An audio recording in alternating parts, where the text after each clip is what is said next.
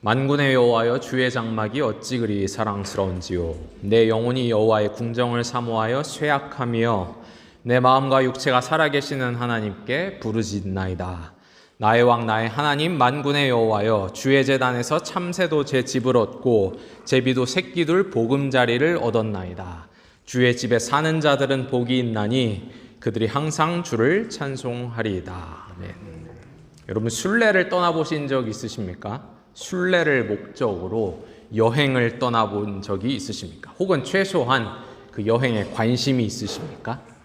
순례란 무엇입니까? 순례의 사전적 의미는요, 성지나 종교적인 의미가 있는 곳을 찾아다니는 것을 뜻합니다. 순례의 역사는 꽤 긴데 인류가 종교를 가지고 신앙을 가진 때부터 늘 순례가 있었어요. 근데 순례를 떠나는 이유는 무엇일까요?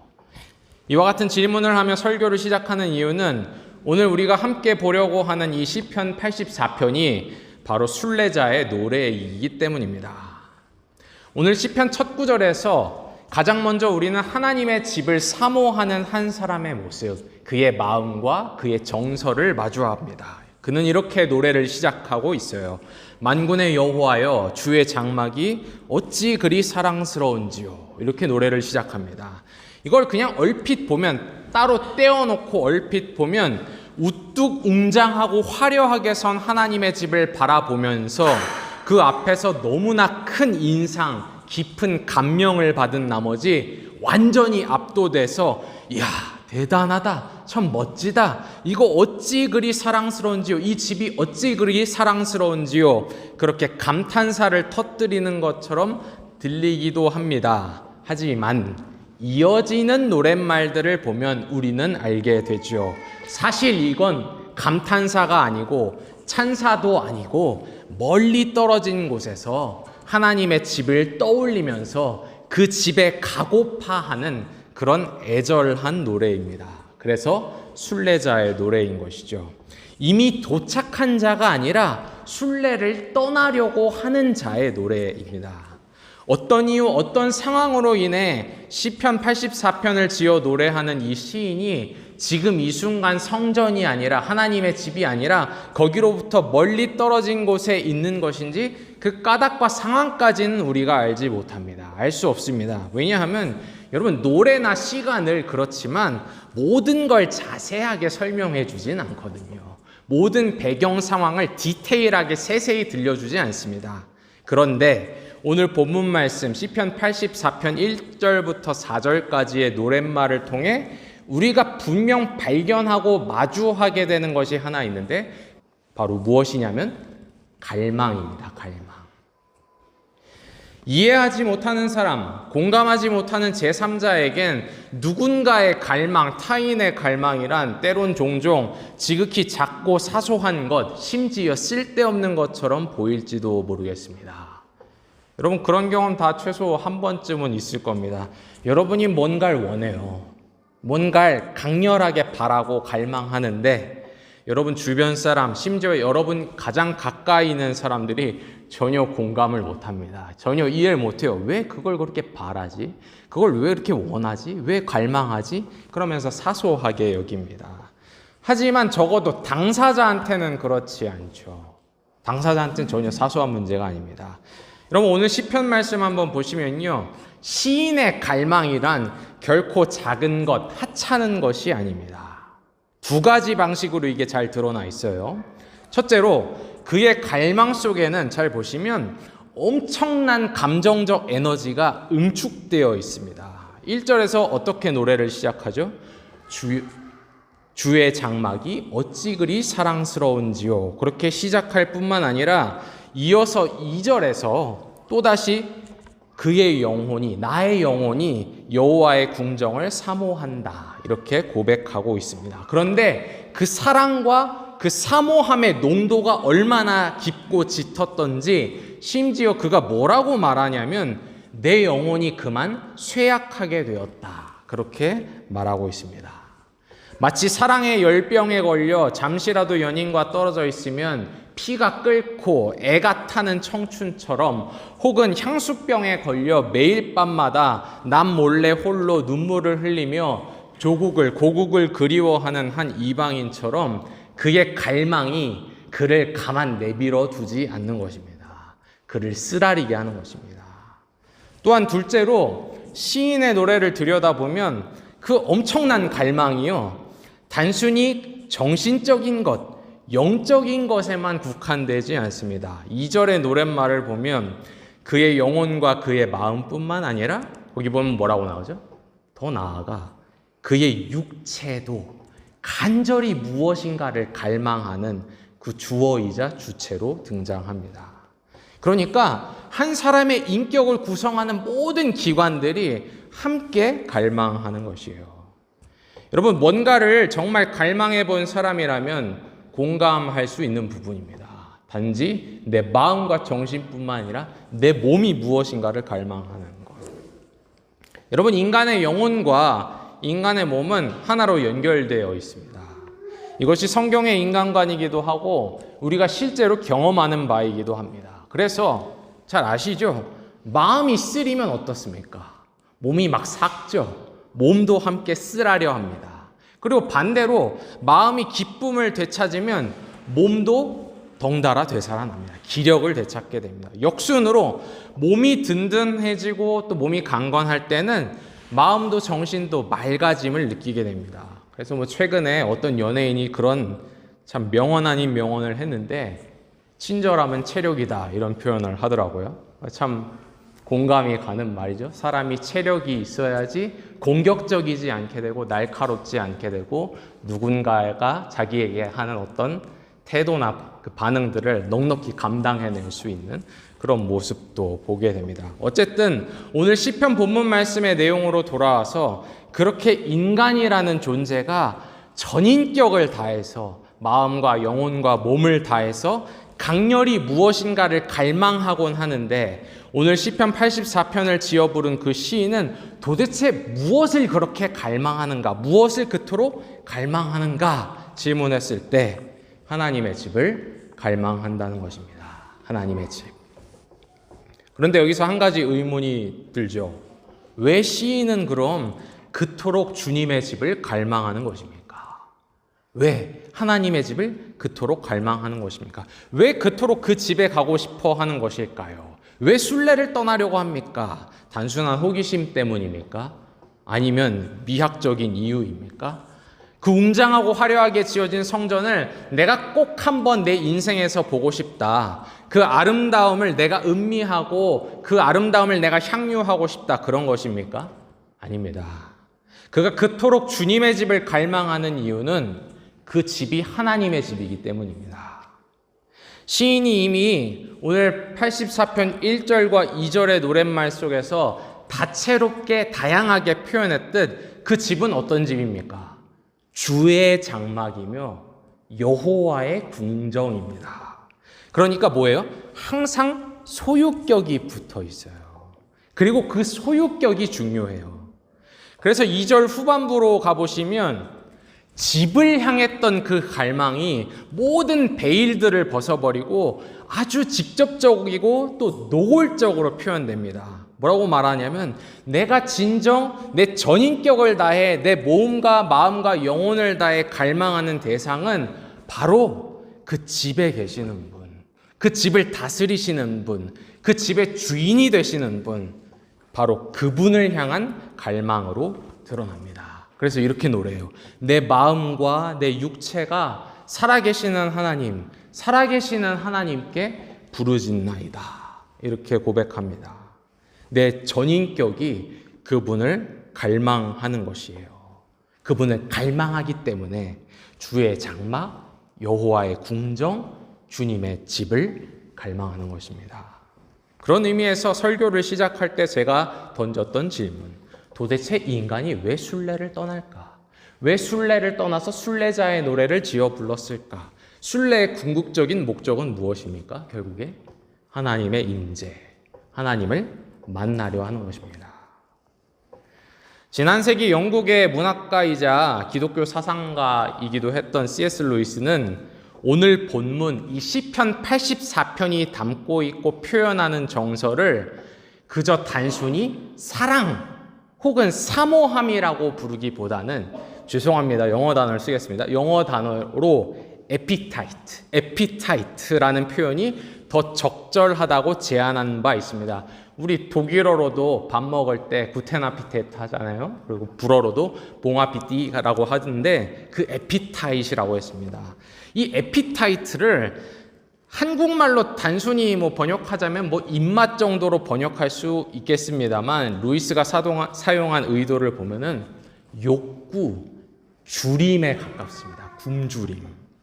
그가 이러한 표현을 의도적으로 선호한 까닭은, 우리가 자칫 잘못하면 사랑 혹은 사모함이란 말을 했을 때는 그 의미가 그저 정신적인 것 혹은 영적인 것 혹은 고상한 것에 국한되어 그렇게 이해하는 경향이 있지만, 여기 시편 84편에 나오고 있는 이 시편 84편이 표현하고 있는 이 정서는 그것을 다 넘어서 창조된 한 인간이 그 안에 가지고 있는 욕구, 본질적인 욕구, 그의 영혼과 육체, 그의 정신과 신체가 모두 총동원되어서 하나님을 굶주려 하는 것, 하나님을 주려 하는 것, 하나님을 갈망하고 욕구하는 것, 그것을 표현하고 있다. 그렇게 말하고 싶었던 것입니다.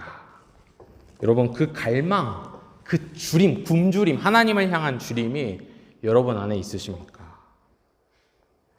작년 늦여름과 초가을 사이에 제가 여러분 중 그 누구와도 안 적이 없었고 일면식이 없었던 시절, 그때 제가 개인적으로는 여러모로 생각과 고민이 많아 상당히 지쳐 있었던 시절, 저와 제 아내는 그리스 남쪽 아테네로부터 시작해서 중부지방을 거쳐 그리고 북부 데살로니가, 성경에 데살로니가라고 나오는 테살로니키, 그리고 이후 버스를 타고 그리스 국경을 넘어서 불가리아로 이어지는 상당히 긴 여행을 시작했습니다. 그래서 기차도 타고 시외버스도 타고 매일마다 땀을 뻘뻘 흘리면서, 늦여름이니까 땀을 뻘뻘 흘리면서 몇만 보씩 걸으며, 때로는 저 사람이랑 영어로 얘기했다가 어떤 사람은 독일에서 살다 왔다 그러면 독일어로 이야기했다가 둘 다 안 되면 속성으로 급히 익힌 현대 그리스어 회화를 손짓 발짓 써가면서 그렇게 사용하면서 기독교 유적지들 그리고 수도원들을 돌아보는 상당히 빡센 여행, 하드코어한 여행을 했습니다. 누가 보면은 저 사람 진짜 누가 신학 전공자 아니랄까봐, 신학에 미친 신학맨이 아니랄까봐 저런 여행을 한다, 저 아내를 고생시킨다, 그렇게 말할 수도 있겠죠. 그리고 그런 부분이 솔직히 없는 것은 아니었지만, 사실 그런 학구적인 이유보다도 여행을 통해 뭔가 구분된 시간을 갖고 싶었고, 그 여행을 통해 정말 기력이 소진될 정도로 기도가 하고 싶었고, 그 여행을 통해 하나님의 현존을 추적하고 싶었고, 그래서 지쳐있던 영혼에 생기를 되찾아주고 동기를 부여해주고 뭔가 방향성을 되찾아주고 싶었습니다.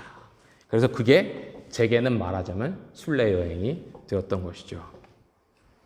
누군가는 이렇게 말할지도 모르겠습니다. 하나님은 모든 곳에 어디에나 계시는 것이 아닌가. 교리적으로는 틀림없는 말이죠. 하나님은 모든 곳에 계시며 어디에나 계시기 때문에 우리는 어디서나 그분을 찾을 수 있고 그분의 이름을 부를 수 있죠. 하지만 그 교리가 하나님이 어디에나 계신 분이기 때문에, 하나님이 모든 곳에 계시기 때문에 정작 어디서도 그분을 전혀 찾지도 전혀 갈망하지도 그분을 향한 어떤 꿈틀댐도 없게 하는 그런 나태함과 무관심을 정당화하는 그런 근거가 되어버리곤 있는 것이 아닐까요? 하나님은 어디나 계시기 때문에 어디서도 그분을 찾지 않는. 그런데 오늘 시편 84편 순례자의 노래는 우리에게 한 가지를 분명하게 보여줍니다. 하나님을 갈망함. 영혼과 마음과 몸을 뭔가 꿈틀대게 하는 갈망함. 그 자리에 그냥 가만히 있지 못하게 하고 동력을 불어넣는 갈망함. 어떤 방식, 어떤 형태로든 하나님을 내가 향하게 하는 그 갈망함. 여러분, 예를 들어서 우리가 주일마다 익숙하게 볼 수 있는 한 예배자의 모습을 떠올려 봅시다. 예배자가 예배를 드리러 예배당에 들어와요. 근데 예배당에 들어오자마자 어떻게 하냐면 조용히 자리를 잡고 눈을 감고 고개를 숙이고 기도부터 드립니다. 그냥 예배당 그냥 하나의 건물이잖아요. 그렇지만 예배당에 들어와서 먼저 그렇게 행동합니다. 왜냐하면 일상으로부터 구별된 그 순간, 그 장소가 그 사람에겐 몹시 특별하기 때문입니다. 하나님은 분명 교리적으로 틀림이 없이 언제 어디에나 계신 분인데 도대체 뭐가 특별한 것입니까? 갈망이 그 순간, 그 장소, 그 행동, 그 몸짓, 그 언어를 특별하게 만드는 겁니다. 갈망이. 그 순간 그의 몸과 그의 마음이 하나님을 집중하고 하나님을 바라면서 하나님의 임재로 나아가는 순례를 시작하는 것이기 때문에 그 순간이 특별한 겁니다. 그 장소가 특별한 겁니다. 그 언어가 특별한 겁니다. 여러분, 이어서 마지막으로 한 가지 더 주목해 보고 싶은 부분이 있습니다. 그것은 하나님의 임재, 하나님 그분의 집에 살기를 갈망하는 이유, 그리고 갈망해도 되는 이유와 근거입니다. 오늘 시편 84편 여러분 말씀 잘 보시면요, 시인이 이렇게 시작하죠. 하나님을 향해 만군의 여호와여, 이렇게 시작을 합니다. 그리고 잘 보시면요, 만군의 여호와라는 호칭을 반복해서 사용하고 있습니다. 1절에서 만군의 여호와여라고 부르는 것으로 노래가 시작되고 3절에 또다시 만군의 여호와여라는 호칭이 또다시 등장하고, 오늘 우리가 보고 있는 이 본문에 해당하지는 않지만 시편 84편 8절과 그리고 그 시의 노랫말의 마지막 구절인 12절에서 또다시 만군의 여호와여, 만군의 여호와여 그렇게 재차 등장합니다. 왜 시인은 유독 이 호칭을 사용하고 자꾸 사용하고 있는 것일까요?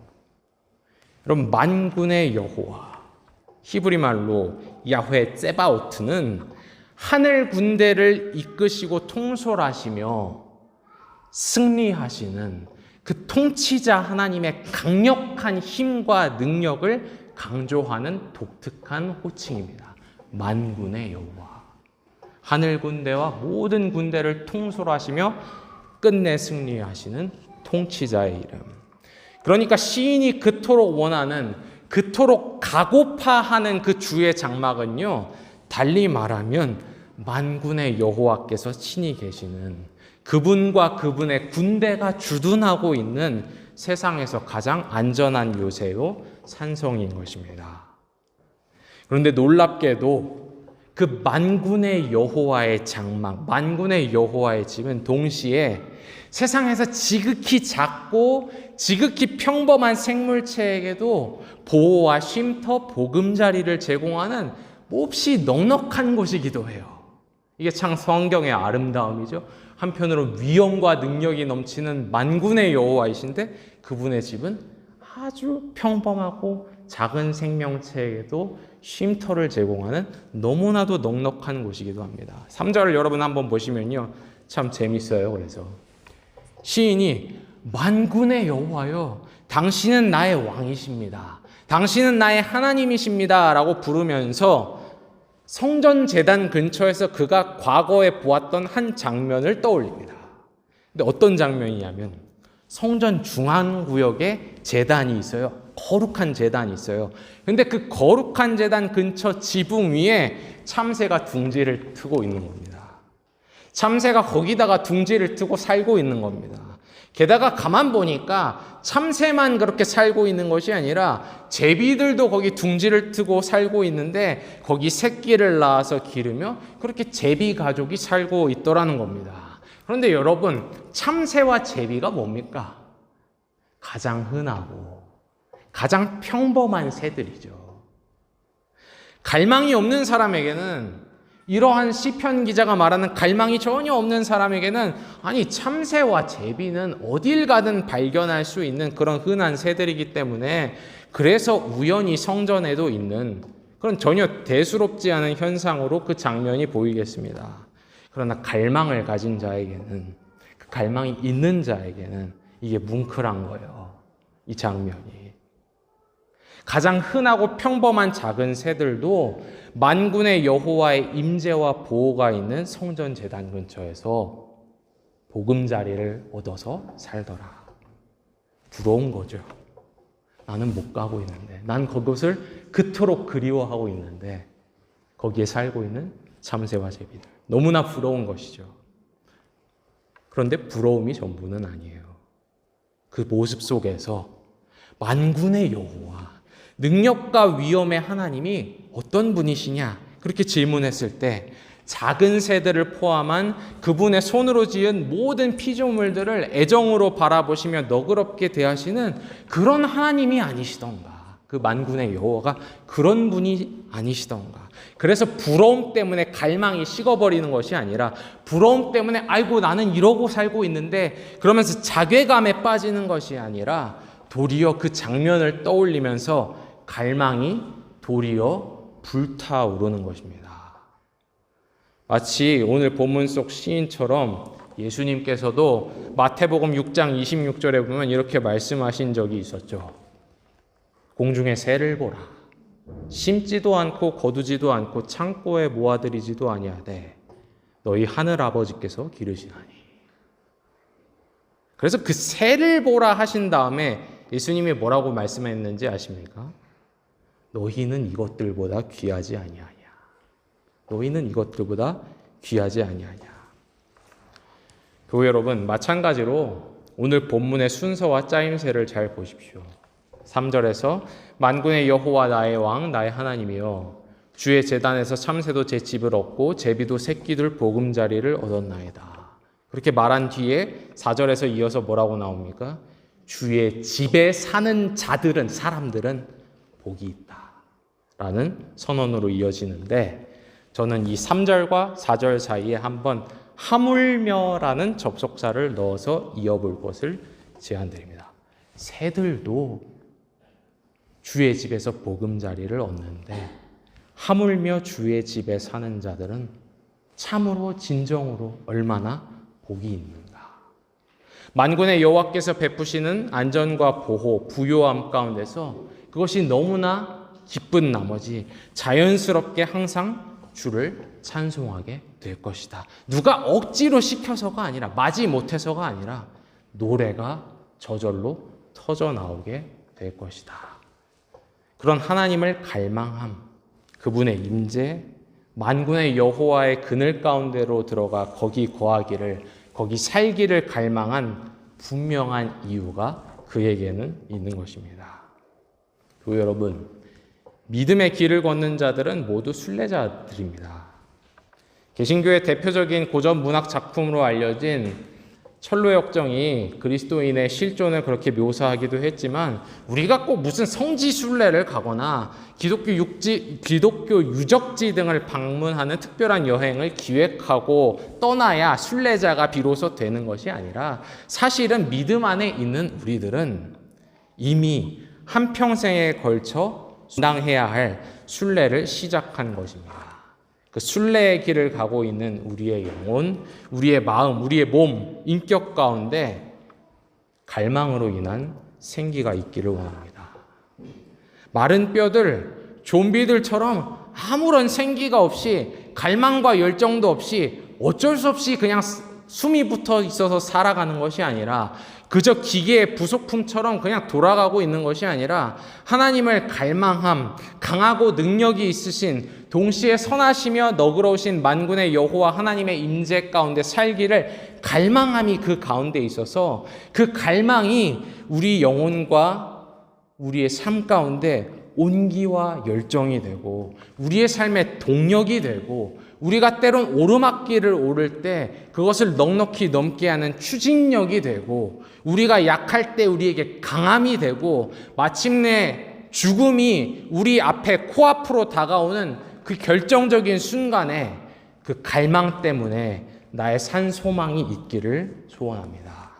그 갈망을 가지고 사는 자에게 갈망한 바를 기어코 맛보게 하시는 하나님, 선한 것으로 잔을 채우시는 하나님, 자신을 갈망하는 자들을 결단코 실망시키지 않으시는 그 신실하신 하나님을 우리의 순례길 과정 가운데, 고비 가운데, 그리고 마침내 우리의 순례길의 마지막 꼬린 지점에서 만나게 되기를 성삼위 하나님의 이름으로 축원합니다.